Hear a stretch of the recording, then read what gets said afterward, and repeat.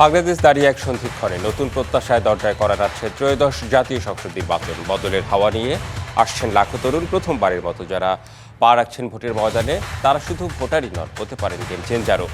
এমন তরুণ ও অভিজ্ঞদের মুখে শুনবো আগামীর ভাবনা। এসব জানতে ও জানাতেই Madhumati bank road to parliament.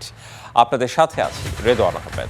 দর্শক, আজ আলোচনা করব ঢাকার 16, 17, 18, 19 ও 20 সংসদীয় আসন নিয়ে। জানবো তরুণ ও সাধারণ মানুষের কথা, সেই সাথে জানবো আসনগুলোতে রাজনৈতিক দলগুলোর মনোনীত প্রার্থী ও মনোনয়ন প্রত্যাশীদের নির্বাচনী ভাবনা।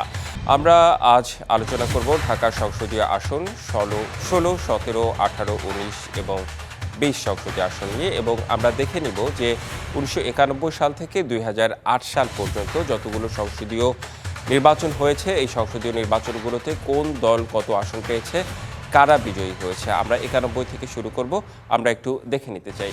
শুরুতেই আমরা নির্বাচনী বছর 1991 এবং ঢাকা 16 আসন এবং সংসদীয় আসন হচ্ছে 189। আমরা হারুন মোল্লা বিজয়ী হয়েছেন বিএনপি থেকে ধানের শীষ প্রতীক নিয়ে 49,886 ভোট তার প্রাপ্ত ভোট, এবং ডক্টর কামাল হোসেন তার প্রাপ্ত ভোট 47,750। আওয়ামী লীগ থেকে নৌকা প্রতীক নিয়ে বিজয়ী হয়েছেন ঢাকা 16 আসনে 1991 সালে। বেশ ভালো একটা প্রতিদ্বন্দ্বিতা হয়েছে এখানে দেখতে পাচ্ছি আমরা। পরবর্তী নির্বাচনী বছরে একটু যেতে চাই ঢাকা 16 আসনের 1996-এ। আমরা একটু দেখতে চাই যে কামাল আহমেদ মজুমদার 1,28,766 ভোট পেয়েছেন আওয়ামী লীগ থেকে নৌকা প্রতীক নিয়ে, এবং তার নিকটতম প্রতিদ্বন্দ্বী 1,20,307। ইখলাস উদ্দিন মোল্লা বিএনপি থেকে ধানের শীষ প্রতীক নিয়ে 1996 সালে ঢাকা 16 আসনে উনি হেরে গিয়েছেন এবং জিতেছেন কামাল আহমেদ মজুমদার আওয়ামী লীগ থেকে। আমরা একটু পরের নির্বাচনী বছর 2001-এ যেতে চাই এবং 2001-এর ঢাকা 16 আসনের কি অবস্থা সেটি একটু দেখতে চাই। এস এ খালেদ 1,93,945 বিএনপি থেকে ধানের শীষ প্রতীক নিয়ে এবং তারপরের নির্বাচনী বছরে 2001-এ কামাল আহমেদ মজুমদার হেরে গিয়েছেন 1,63,660 ভোট পেয়ে আওয়ামী লীগ থেকে নৌকা প্রতীকে উনি বিজয়ী হয়েছেন। আমরা এখানে বেশ একটা ভালো প্রতিদ্বন্দ্বিতা দেখতে পাচ্ছি। 2008 সালে একটু আমরা দেখে নিতে চাই নির্বাচনী বছরে ঢাকা 16 আসনের আসলে কি অবস্থা ছিল। ইলিয়াস উদ্দিন মোল্লা 1,32,883 আওয়ামী লীগ থেকে নৌকা প্রতীক নিয়ে পেয়েছেন, এবং রফিকুল ইসলাম মিয়া 85,003 ভোট পেয়েছেন বিএনপি থেকে ধানের শীষ প্রতীকে। এখানে ইলিয়াস উদ্দিন মোল্লা বেশ ভালো একটি ভোটের ব্যবধানে জিতেছে, আমরা সেটি দেখতে পাচ্ছি ঢাকা 16 আসনে 2008 সালে। আমরা একটু পরবর্তী আসনে যেতে চাই, অর্থাৎ ঢাকা 17 আসনের কি অবস্থা আমরা একটু সেটি দেখে নিতে চাই। 1991 সাল বেগম খালেদা জিয়া 71,266 ভোট পেয়েছেন বিএনপি থেকে ধানের শীষ প্রতীকে, এবং অ্যাডভোকেট সাহারা খাতুন 45,811 আওয়ামী লীগ থেকে নৌকা প্রতীক নিয়ে ভোট পেয়েছেন। খালেদা জিয়ার বিষয়ে একটি কথা বললেই না যে খালেদা জিয়া এমন একজন নেত্রী যিনি কখনো কোনো সংসদীয় আসনে কোনো নির্বাচনে কখনো হেরে যাননি।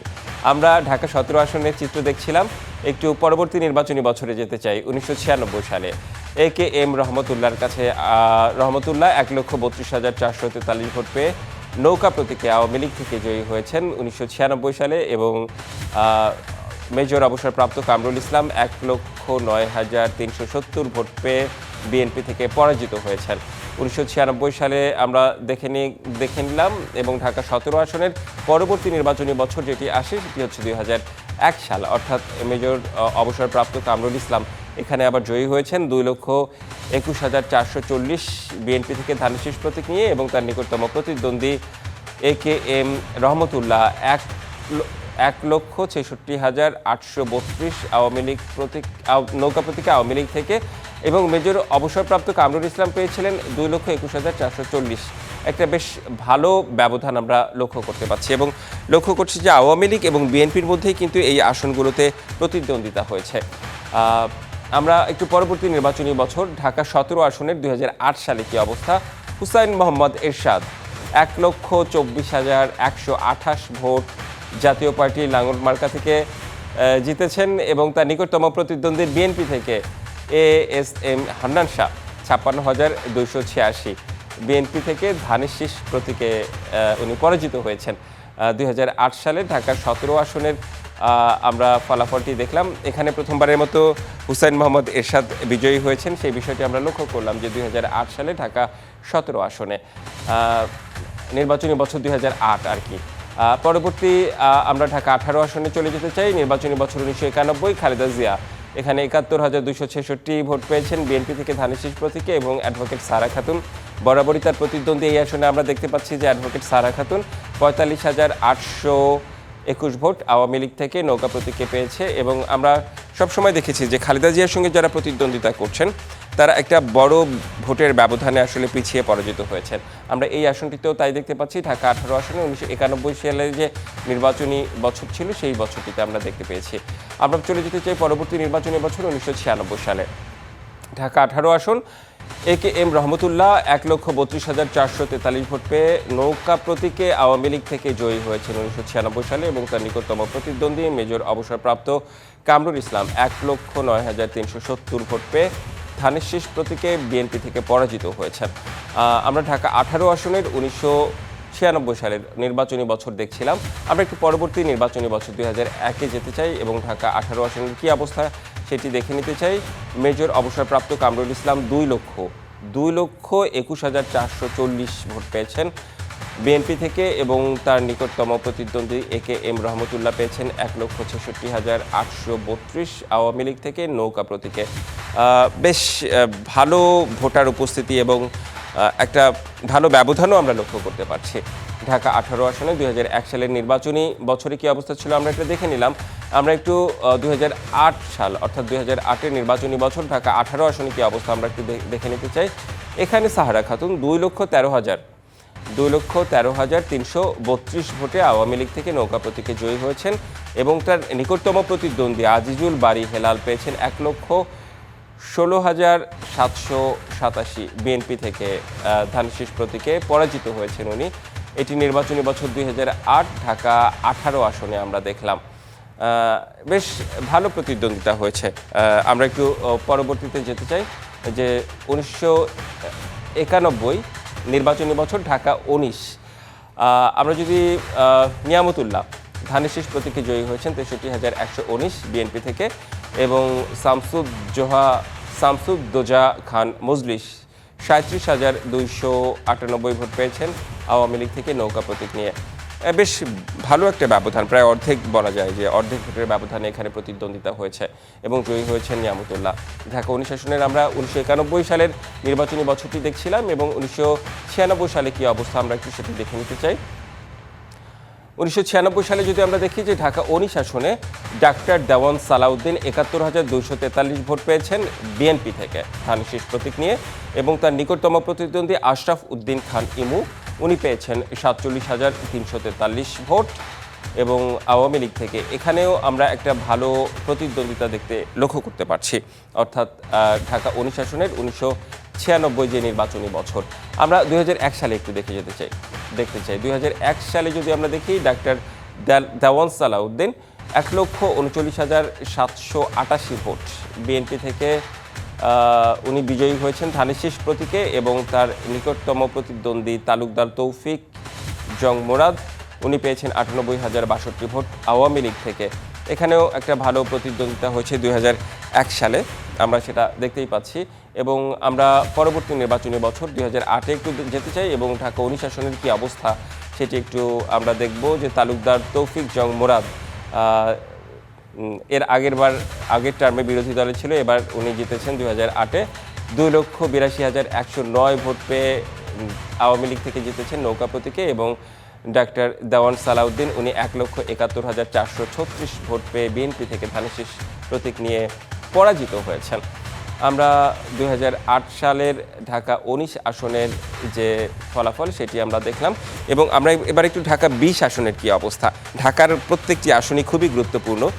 ঢাকার 20 আসনের কী অবস্থা আমরা একটু দেখে নিতে চাই। নির্বাচনী বছর 1991। ঢাকা 20 আসনে আমরা জিয়াউর রহমান খান 81,034 ভোট পেয়ে বিএনপি থেকে বিজয়ী হয়েছেন, এবং বেনজির আহমেদ 45,194 আওয়ামী লীগ থেকে নৌকা প্রতীকে পরাজিত হয়েছেন। আমরা 1991 দেখলাম, এবং 1996 সালে নির্বাচনী বছরের কী অবস্থা সেটি একটু দেখে নিতে চাই। ঢাকা 20 আসনে জিয়াউর রহমান খান 427 ভোট পেয়ে বিএনপি থেকে জয়ী হয়েছেন এবং তার নিকটতম প্রতিদ্বন্দ্বী খান মোহাম্মদ ইকবাল 45,164 ভোট পেয়ে আওয়ামী লীগ থেকে উনি পরাজিত হয়েছেন। ভোটের সমীকরণগুলো কিন্তু একটু অন্যরকম, কখনো আওয়ামী লীগ বেশ এগিয়ে, কখনো বিএনপিও বেশ এগিয়ে, মানে বিভিন্ন নির্বাচনী বছরগুলোতে আমরা সেটি লক্ষ্য করতে পারছি। আমরা পরবর্তী নির্বাচনী বছর 2001-এ যেতে চাই। ঢাকা 20 আসনে আমরা যদি দেখি, জিয়াউর রহমান খান উনি 1,06,007 ভোট পেয়ে বিএনপি থেকে ধানের শীষ প্রতীকে বিজয়ী হয়েছেন এবং তার নিকটতম প্রতিদ্বন্দ্বী বেনজির আহমেদ 76,495 ভোট পেয়ে আওয়ামী লীগ থেকে পরাজিত হয়েছেন। আমরা নির্বাচনী বছর 2001 দেখলাম এবং ঢাকা 20 আসনের আমরা 2008 সালে নির্বাচনী বছরের কি অবস্থা সেটি একটু দেখে নিতে চাই এবং জানাতে চাই যে এখানে বেনজির আহমেদ পেয়েছেন 1,33,437 ভোট আওয়ামী লীগ থেকে। নৌকা প্রতীক নিয়ে উনি বিজয়ী হয়েছেন এবং তার নিকটতম প্রতিদ্বন্দ্বী জিয়াউর রহমান খান 93,177 ভোট পেয়ে বিএনপি থেকে, অর্থাৎ ধানের শীষ প্রতীকে উনি বিজয়ী হয়েছেন।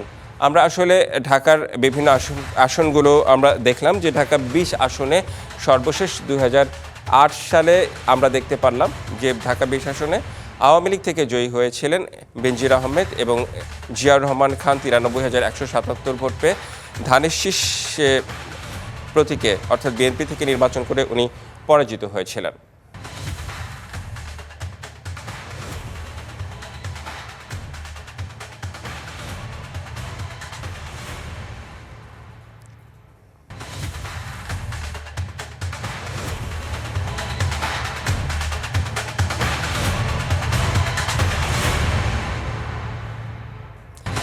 1991 থেকে 2008 সাল পর্যন্ত, অর্থাৎ বিভিন্ন নির্বাচনী বছরের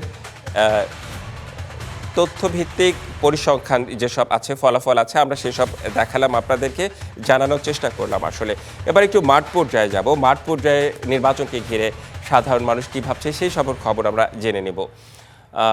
নির্বাচনের নানা ভাবনা নিয়ে আমাদের সঙ্গে যুক্ত হচ্ছেন সহকর্মী জাকারিয়া খান। জাকারিয়া খান, আপনি মনে হচ্ছে একেবারে একটা চায়ের দোকানে বসে আছেন, চায়ের আড্ডায় বসে আছেন। সেখানে অনেক সাধারণ মানুষ নিশ্চয়ই রয়েছেন, মানে চায়ের আড্ডা দিচ্ছেন। আর এখনকার মানে চায়ের আড্ডাই মানে রাজনৈতিক আড্ডা। সামনে যেহেতু নির্বাচন, একটু জানতে চাই সাধারণ মানুষ কি বলছে, আপনি কি দেখছেন?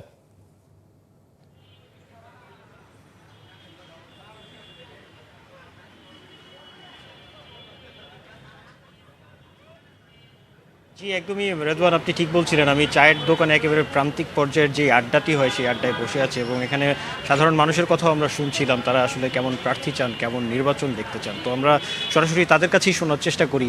আসলে নির্বাচন ঘনিয়ে আসছে, তো এবারের নির্বাচনে আপনারা কেমন প্রার্থী দেখতে চান, কেমন নির্বাচন দেখতে চান? দীর্ঘ 17 বছর পরে ফ্যাসিস্ট আওয়ামী লীগ পতনের পরে সবাই স্বাধীনভাবে ভোট দিতে পারবে, এতেই আমরা খুব আনন্দিত। এবং যে যার পছন্দের প্রার্থীকেই ভোট দিবে, মার্কা দেখেই ভোট দিবে। এবং আমি বলতে চাই যে গণভোটের পক্ষে সবার হ্যাঁ ভোট দিতে হবে।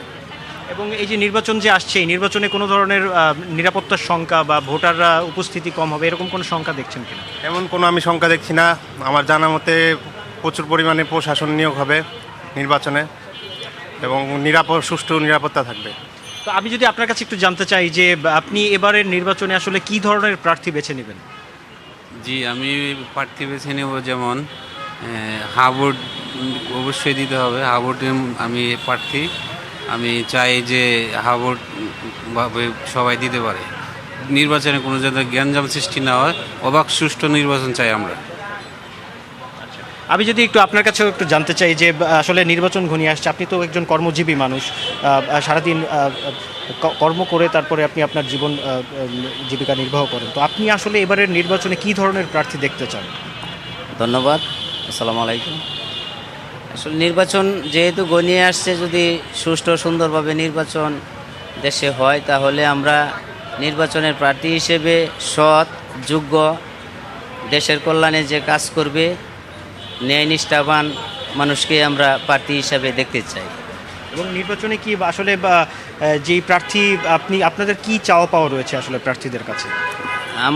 আমরা যেহেতু কর্মজীবী মানুষ, সাধারণ মানুষ, আমাদের তো চাওয়া পাওয়ার কোনো শেষ নেই। দেশের বিভিন্ন ধরনের ব্যবসা বাণিজ্য, এই বিভিন্ন ধরনের উন্নয়নমূলক কর্মকাণ্ড, যেমন শিল্প খাতগুলো আছে সেইগুলোতে যেভাবে কর্ম করে মানুষ জীবিকা নির্বাহ করতে পারে, তাদের কল্যাণে কাজ করা, অনেক গার্মেন্টস ফ্যাক্টরি ইন্ডাস্ট্রি আছে, এগুলি সুষ্ঠুভাবে পরিচালনা করা, যাতে করে দেশের সাধারণ মানুষ কর্ম করে এখান থেকে সংসার সন্তান নিয়ে চলতে পারে, এরকম আশা আমাদের আর কি।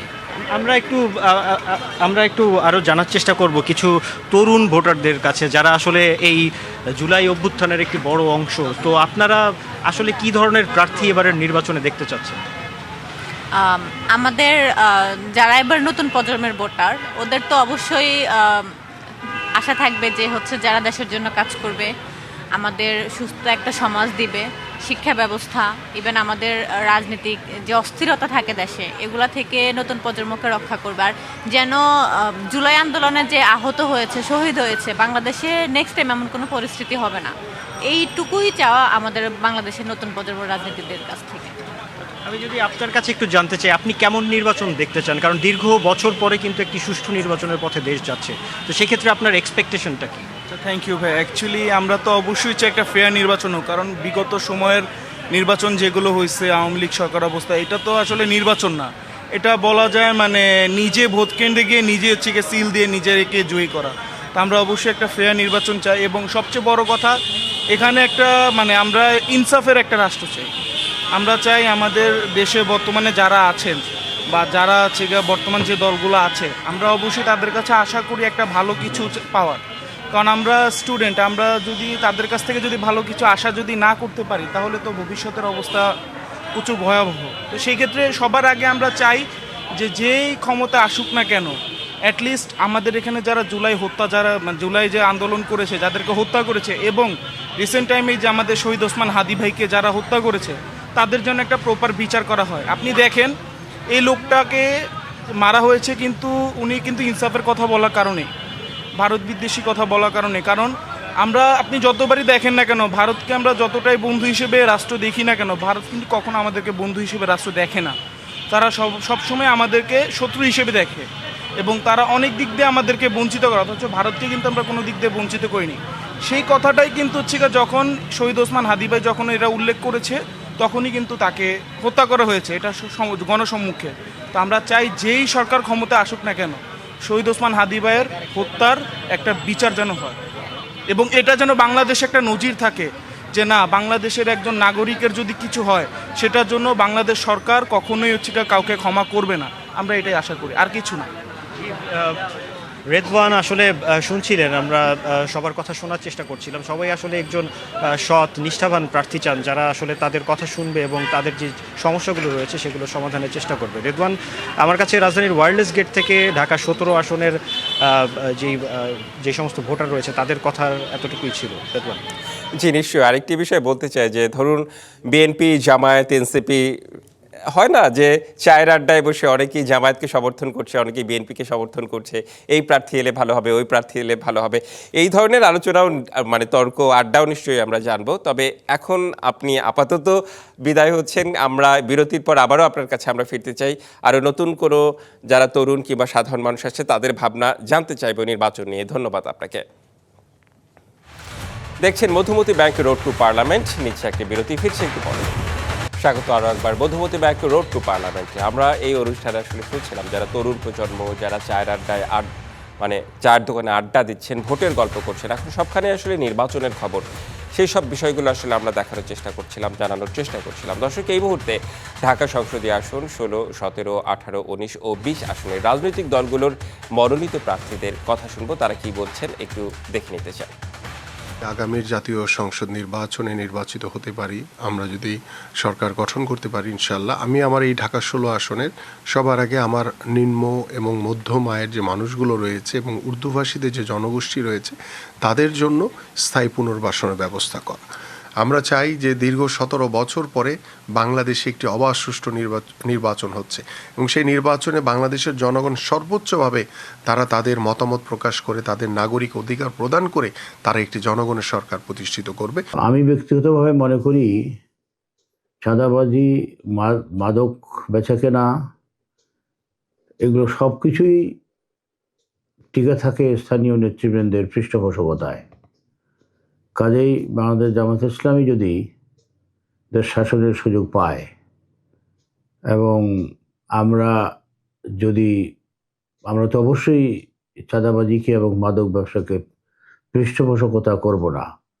সেক্ষেত্রে আমি মনে করি অল্প সময়ের মধ্যেই মাদক চাঁদাবাজি দূর হয়ে যাবে।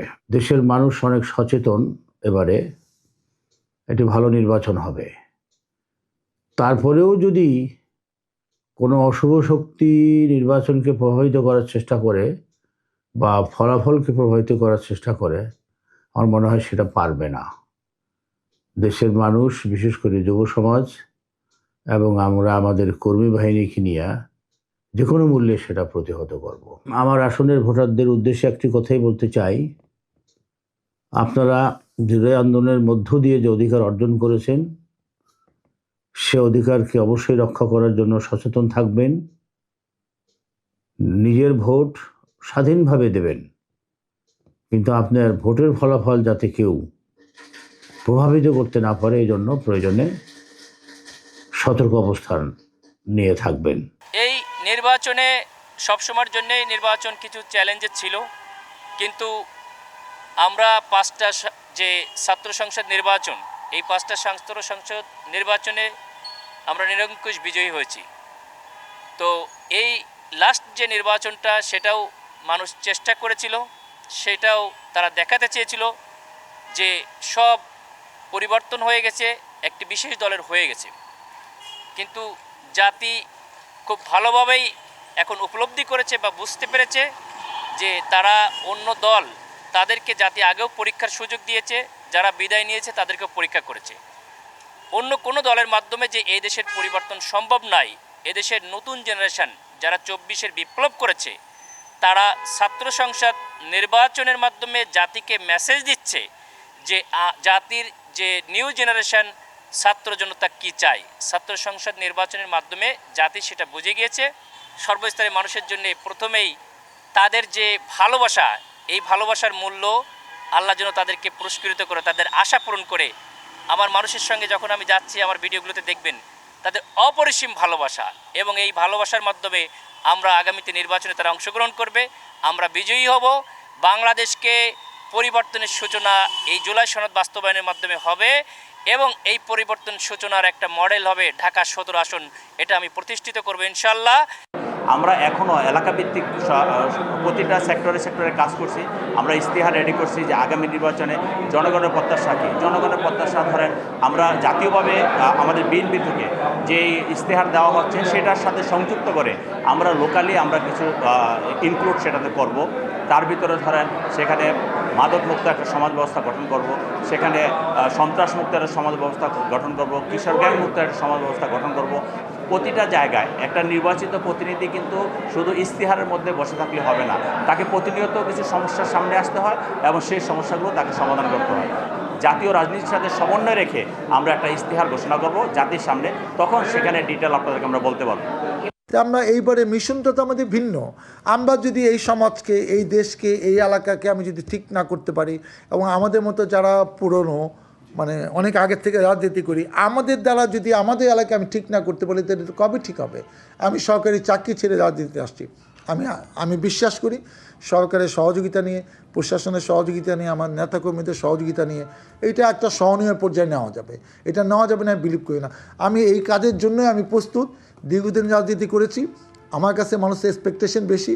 আমি আর 10 জন রাজনীতিবিদের মতো না, কারণ আমি অনেক কষ্ট করে পৌঁছে ঠেলা ধাক্কা খেয়ে এখানে এখনও আছি।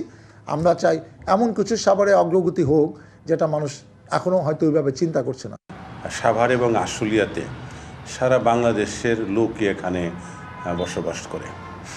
এই জন্য আমি এখানে যে সমস্যাগুলো আমার কাছে মনে হচ্ছে, তার মধ্যে উল্লেখযোগ্য কয়েকটি বিষয় আমি আপনাদের সামনে উপস্থাপন করছি।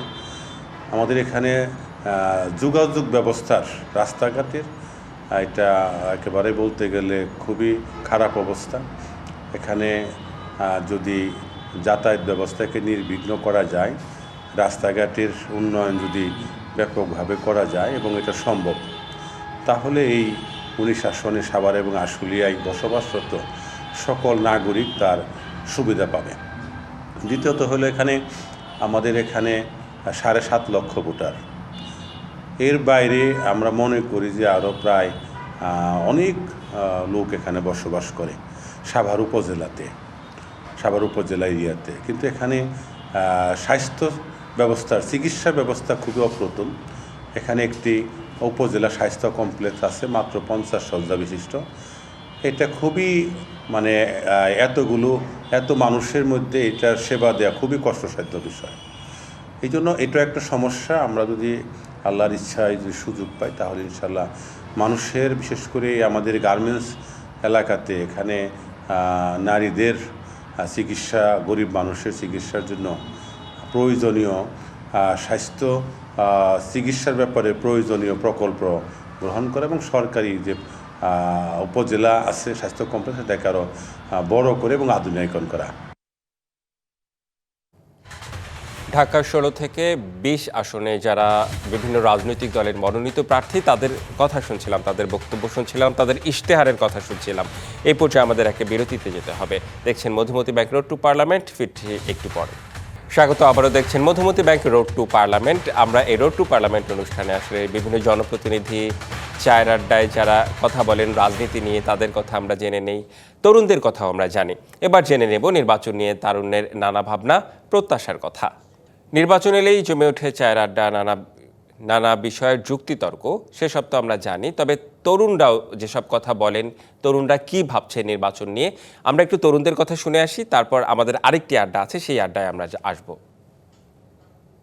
আমাদের প্রত্যাশা যেটা, বাংলাদেশ, আমরা মনে করি যে বাংলাদেশের যে এগিয়ে যাওয়ার যে প্রত্যয়, সে এগিয়ে যাওয়ার প্রত্যয়ের অন্যতম একটা বড় জায়গা হচ্ছে শিক্ষা খাত। যে সরকারি আসবে, যারাই সরকার গঠন করবে, তারা শিক্ষা খাতে যাতে সর্বোচ্চ যে বরাদ্দের যে বিষয়টা, সেই বিষয়টা যাতে সামনে রাখে। প্রথমত যারা ক্ষমতায় আসবেন সরকারি দল হিসেবে আমাদের প্রথম প্রত্যাশা থাকবে একটি নিরাপদ দেশ। আমরা যেন নিরাপদভাবে প্রত্যেকটি জায়গায়, বিশেষ করে একজন মেয়ে হিসেবে আমরা যেন নিরাপদ থাকি। আমরা আমাদের কাজের ক্ষেত্রে, আমাদের শিক্ষাঙ্গন এবং প্রত্যেকটি জায়গায় আমরা আসলে নিরাপত্তা চাই। এবং যে বিষয়টি রয়েছে যেমন বাংলাদেশের উন্নয়ন, আমরা দেশ শেষে চাই যে বাংলাদেশ একটি উন্নয়নশীল দেশ রয়েছে, একটি উন্নত দেশে যেন পরিণত হতে পারে। আমরা আসলে এটাই প্রত্যাশা করছি। যখন ইন্টারিম সরকার গঠন হলো, আমাদের প্রধান দাবি ছিল যে আসলে শিক্ষা খাতটা বাংলাদেশ সব থেকে আনডেভেলপ একটা সাইড আমরা বলছি, এবং যেখানে বিভিন্ন উন্নত দেশে সব থেকে বেশি বাজার থেকে শিক্ষায়, সেখানে আমরা দেখছি শিক্ষা সংস্কারের কোনো কমিশনই গঠন হয়নি। তাই আমার দাবি থাকবে যে যাকেই আমরা ভোট দিয়ে নির্বাচন করবো সে শিক্ষায় গুরুত্ব দিবে। কারণ আপনি জানেন, একটা জাতি যদি শিক্ষায় উন্নত হয় তাহলে সে আসলে সব জায়গায় উন্নতি করতে পারবে। আমরা জাপানের দেখতে পাই তারা কারিগরের দিক থেকে কতটা উন্নত, সেখানে আমরা পুঁথিগত বিদ্যা অর্জন করি কিন্তু আমাদের কোনো প্র্যাকটিক্যাল নলেজ নেই। আমরা চাই যে শিক্ষা এবং ইকোনমির দিকটা তার দৃষ্টি আকর্ষণ করবে। এবার আসলে কিন্তু তরুণরা কিন্তু মুখরিত। তারা যেহেতু তরুণ ভোটার, অনেকেই প্রথম ভোটার হয়েছেন, তার প্রথম ভোটটি অবশ্যই তার পছন্দের প্রার্থীকে দিবেন। বিগত সময়ে অনেকেই তার পছন্দের প্রার্থীকে ভোট দিতে পারেননি। এ নিয়ে সংশয় ছিল, দ্বিধা ছিল, মনের ভিতরে ক্ষোভ ছিল। গণঅভ্যুত্থান পরবর্তীর সময়ে যেহেতু ভোটের একটি পরিবেশ সৃষ্টি হয়েছে, আর সেখানে শিক্ষার্থীরা বিভিন্ন রাজনৈতিক দলের যে ইস্তিহারগুলো সামনে দিবে সেগুলো বিশ্লেষণ করবে, পর্যালোচনা করবেন। ইনশাল্লাহ আমরা ভোট কেন্দ্রে যাব এবং প্রত্যেকেই যেন তার পছন্দ অনুযায়ী যাতে সে ভোট দিতে পারে, আর ভোট যাতে সুস্থ হয় আমরা এটা আশা করি, এই প্রত্যাশা করে আমরা সবার কাছে এসে নির্বাচন কমিশনার যেন এই ব্যাপারটা বেশ কড়াকড়ি নজরদারি রাখে, প্রত্যেকটা মানুষ যেন সুন্দর মতো সুস্থ মতো যাতে ভোট দিতে পারে, যাতে কোনো ভোট কেন্দ্রে কোনো ধরনের যাতে কোনো জোরপূর্বক কিছু না হয়। যদি আল্লাহ বাসা রাখে ভোট দিবে যাবে। কেন? সরকারি ভোট দিব, সরকার যদি আল্লাহ রহমত ভালো সরকার হয়, আমাকে আশা যে ভালো সরকার হোক, এই ইচ্ছা আমরা ভোট দিব। তারপরে প্রত্যাশা থাকবো আমাকে দেশের রাস্তাঘাট যেন ভালো থাকে, বা স্কুলের প্রতিদিনের লক্ষ্য থাকে, ছাত্রছাত্রীর উপরে তার লক্ষ্য থাকে। তার কাছে প্রত্যাশা থাকবে আমাদের এই কারণে যে সে ভালো প্রতিনিধি হয়ে আসবে, আমাদের এলাকার মান উন্নয়ন সম্পর্কে কাজ করবে, স্কুল কলেজ মাদ্রাসা রাস্তাঘাট এই সম্বন্ধে কাজ করবে, এলাকা মাদক মুক্ত রাখবে। তার কাছ থেকে এই আমাদের প্রত্যাশা। তারুণ্যের ভাবনায় কিন্তু নানা বয়সের মানুষ রয়েছে, তরুণ রয়েছে, বিভিন্ন বয়সের ভোটার রয়েছে, তাদের সবার ভাবনায় কিন্তু একেবারে তারুণ্য নির্ভর। তারা একটা আধুনিক দেশ চায়, নিরাপদ দেশ চায়। আমরা শুনছিলাম সেসব কথা। আবারও আমরা একটু ভোটের আড্ডায় যেতে চাই। ভোটের আড্ডায় নানা শ্রেণী পেশার মানুষের ভাবনা নিয়ে আমাদের সাথে এই মুহূর্তে যুক্ত হবেন সহকর্মী জাকারিয়া খান। এবং জাকারিয়া খান, আপনার কাছে জানতে চাই যে আপনার আশেপাশে নিশ্চয়ই অনেকেই আছে, তারা নির্বাচন নিয়ে আসলে কি ভাবছে, বিভিন্ন রাজনৈতিক দল নিয়ে কি বলছে, কারা জিতবে না, কে এগিয়ে থাকবে না, নিশ্চয়ই এই সমীকরণগুলো মেলাচ্ছে, জানাবেন আমাদের। জি রেদওয়ান, আসলে ঠিকই বলছিলেন, আমরা নির্বাচনী মাঠে আসলে সবার কথাই শুনছিলাম এবং সবাই বলছিলেন যে এটি আসলে একটি সৎ এবং যোগ্য প্রার্থীকে বেছে নেবেন তারা। তো আমি সরাসরি একটু শোনার চেষ্টা করব এই ঢাকা 17 আসনে যারা রয়েছেন তাদের কথা। একটু আপনি যদি বলতেন এবারে নির্বাচনে আসলে আপনারা কেমন প্রার্থী চান? অবশ্যই আমরা সৎ, যোগ্য এবং হচ্ছে অ্যান্টি করাপশন, যেটা হচ্ছে আমরা অতীতে দেখেছি হচ্ছে প্রত্যেকে যে আশ্বাস দিয়েছে আশ্বাস অনুযায়ী কাজ করে নাই, এবং হচ্ছে বাংলাদেশের প্রেক্ষাপট অনুযায়ী দেখা যাচ্ছে যে করাপশনে সবাই জড়িত। তো আমি মনে করি আমার ব্যক্তিগত দিক থেকে আমি এবার অ্যান্টি করাপশন এগেনস্টে আমি ওইখানে ভোট দিব যেখানে হচ্ছে দুর্নীতিমুক্ত, যাকে আমি আস্থা পাবো তাকে আমি ভোট দিব। তো সেই অনুযায়ী আমি মনে করি প্রত্যেকটা নাগরিক এবার সচেতনভাবেই তাদের ফলাফল তারা জানাবে।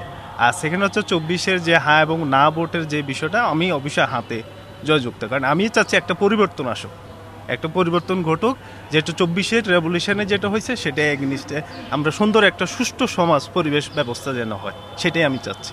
বুঝতে পেরেছি, ধন্যবাদ আপনাকে। আমি যদি আপনার কাছে একটু জানতে চাই, আপনারা আসলে কেমন জনপ্রতিনিধি চান?